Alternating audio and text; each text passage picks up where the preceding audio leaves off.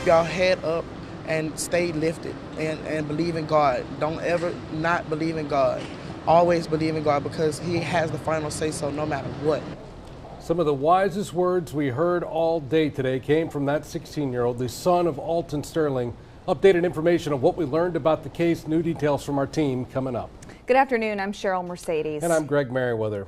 Alton Sterling's aunt says she forgives the officers involved, but believes justice is yet to be served. And there are explosive claims from lawyers from the Sterling family today, saying that the officer who fired the shots started off by putting his gun to Sterling's head and threatening to kill him. Now, sources close to the case say that exchange comes from footage from the store surveillance camera, the one that has not yet been made public. We, of course, have team coverage today of today's decision, starting with our Elizabeth Val. It was the unanimous decision of all of the prosecutors and agents in this case that we simply did not have sufficient evidence to prove beyond a reasonable doubt that either officer violated the federal criminal civil rights laws. The acting U.S. Attorney for Baton Rouge, Corey Abramson, explained that for the past 10 months, a team of senior investigators and experts with the Department of Justice has interviewed dozens of witnesses and reviewed and enhanced numerous videos of the Alton Sterling shooting, along with BRPD records and policies. With that in mind, the DOJ said they could not prove beyond a reasonable doubt that the officers involved intentionally violated Alton Sterling's federal civil rights.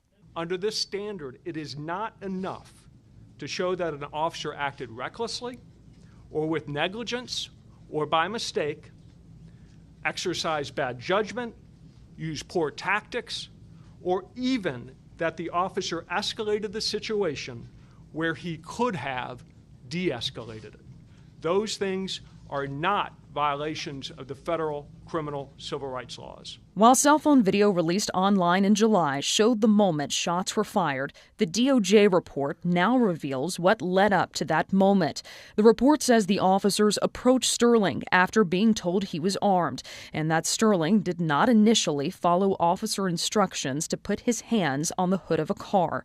Reading directly from the report, we're told, Officer Salamone then pulled out his gun and pointed it at Sterling's head, at which point Sterling placed his hands on the hood. After Sterling briefly attempted to move his hands from the hood, Officer Lake then used a taser on Sterling, who fell to his knees but began to get back up. The officers ordered him to get down, and Officer Lake attempted unsuccessfully to use his taser on Sterling again.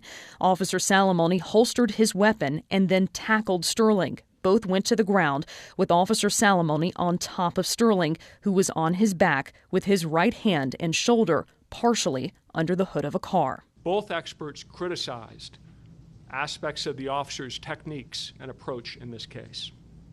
Having said that, the experts also concluded unanimously that the officer's actions were not unreasonable. Prosecutors also noted they could not prove that Sterling was not reaching for the gun, which was found in his pocket immediately after the shooting. The whole encounter took around 90 seconds. There are no winners here, and there are no victories for anybody. A man has died, a father, a nephew has died. My heart goes out to the family. From here, the case and all of the evidence the DOJ collected will be handed over to the Louisiana Attorney General. The AG will now decide if the officers will face state criminal charges or not. And that decision will likely take several more months, Cheryl.